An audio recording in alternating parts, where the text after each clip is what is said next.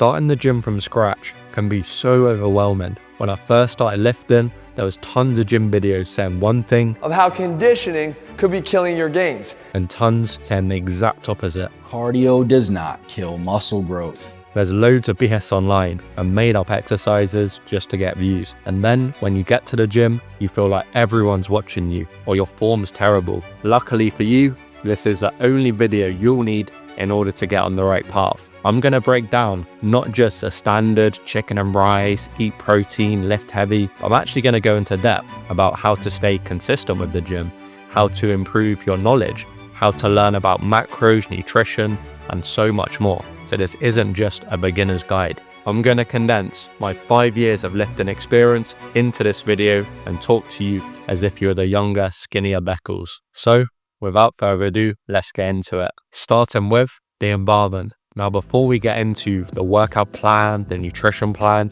we need to make sure the foundations are set up for success. So in terms of the environment, to further boost your knowledge, you'll want to listen to about 4 or 5 trusty fitness influencers. Obviously, you found one here, but as well as that, you can look for others. So this could be people like Jeff Nippard, Jeremy Eva, and guys who have been in the industry for a little while, have proven knowledge, pulled off a good transformation, and haven't had, any controversy or crazy events happen. This will help you to naturally learn and develop your knowledge. So once you've started to learn a bit and you've got this really good external environment of knowledge, then we can focus on the internal environment.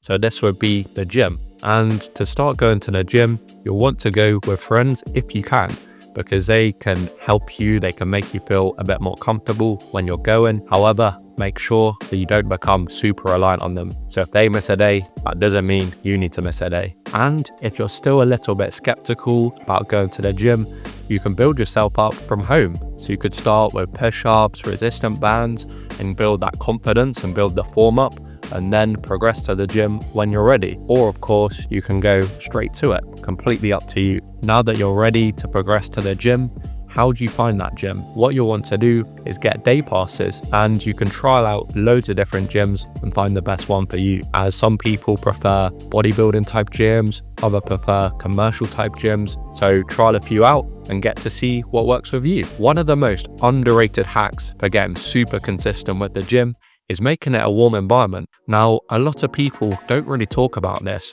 but getting to know the gym owner, the people who are there a little bit, can really help, because then it's not an environment, it's not a place that you dread going to. Because if you turn up every day and you're giving everyone the evils and it's a really cold place, and it's going to be a bit more tricky to always want to go to the gym. But when you go there, you smile at people, you engage with a few people, you get to know the owners, and every time it's a happy experience, then naturally you'll just want to turn up, you'll want to go. So this is a huge hack. And if you're still really unsure about going to the gym, you can train at off-peak hours. So this is either early in the morning, midday, or super late at night. This will mean that the gyms are empty and they're quieter. So first of all, your workouts will be a lot quicker. And second of all, you won't be thinking that other people are looking at you, because there won't be many people there. Now, let's get into the exciting stuff, the training routines. So with your training split, you want to be training 3 to 6 times per week. And if you are a beginner, I'll start off at 3 or 4 days. So for 3 days, you can do a full body split. For 4 days, you can do it upper lower times 2. A mistake that I used to make a lot was overtraining. So make sure you're not training more than 3 days in a row. And as well as that, make sure you're not training chest one day and then doing a big crazy push day the next day and hitting chest heavily back to back to back. So make sure to space out a little bit and get adequate recovery. In terms of structuring your training split, I would recommend to do a maximum of 3, maybe 4 exercises per muscle group. For something like the triceps, you'll want to hit every single head of the tricep. So there's a long head, medial head, and the lateral head. For the long head, you can do cable overhead extensions. For the lateral head, you can do cable pushdowns, and for the medial head, you can do dips. In terms of sets and reps, when you're just starting out, I would go for around 3 sets of 8 to 12 reps. This way, you're getting a better strength as well as hypertrophy to a degree. With the exercises, when you first get into the gym, try out a bit of everything. There's no set exercise that will specifically make you gain an extra 20 kilos of muscle. You can always find different variations and try and find ones you like. Compound lifts are really good. However, there's tons of variation and you can still build muscle even without certain lifts. So for your progression, you'll want to start off with a light weight and get to know the form, get to know how to do it correctly first, and then you can build up. And with your progression, you want to make notes every single session and ensure you're logging the workouts, know what to do next week, and to see how you're progressing.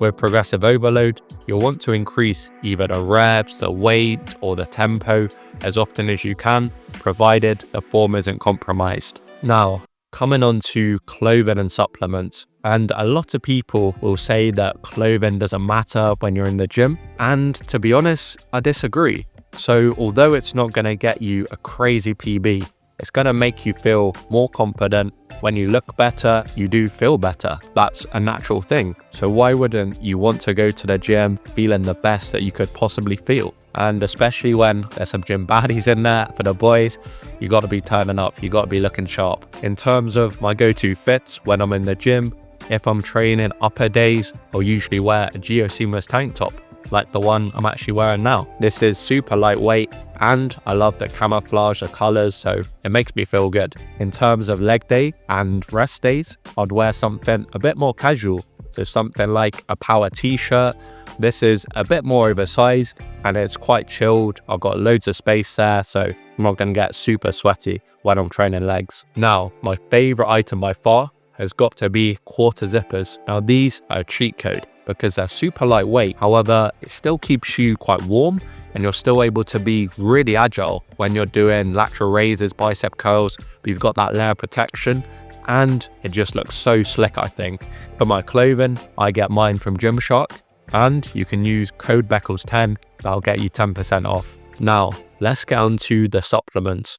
There's a lot of misinformation online and people think you have to take 10, 20 different supplements just to build muscle. And this isn't true. I'm sponsored by a supplements company, but I'm not going to tell you to take this fat burner, this magical pill, this and that. I only use 2 to 3 to be honest. So that would be creatine monohydrate. This is going to help with your performance, strength when you're in the gym.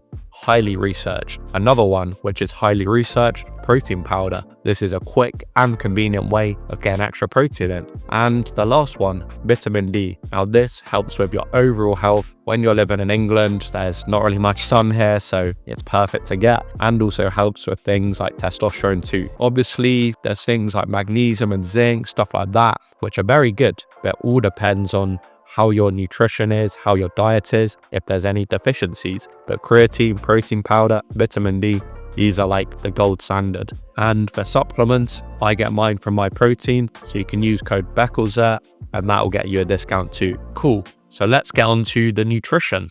For protein, it's pretty simple. All you need to eat is 1 gram of protein per pound of your body weight. That's it. Now, should you bulk? Should you cut? Where should you go? If your body fat is below 15%, I would go for a bulk. However, if it's above 15%, I'd probably go for a cut.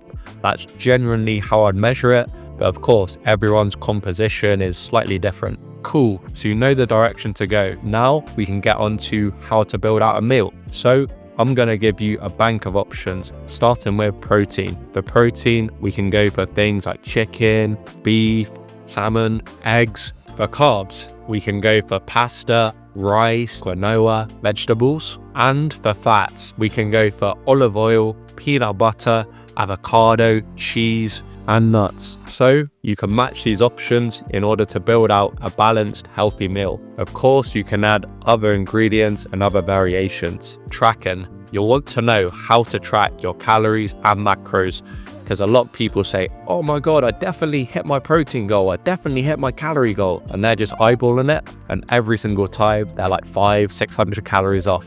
So you'll want to understand how to track everything in order to progress yourself as much as possible. So to do this, you can use something like MyFitnessPal, or I use my coaching app, and I can basically just scan items, I can build meals on there, and it takes me 2 to 3 minutes every single day to track everything. So it doesn't take long at all, and it really helps me progress as much as possible. Now, the final step is Tupperware. Everyone is busy, they work, they have families, so no one wants to be cooking 5-6 hours a day. It's not sustainable. Instead, you'll want to do one big meal prep a week. So this could be on like a Sunday, for example. And with these Tupperware boxes, you can cook in batch, pop them in the fridge, pop them in the freezer, and that's all your cooking done.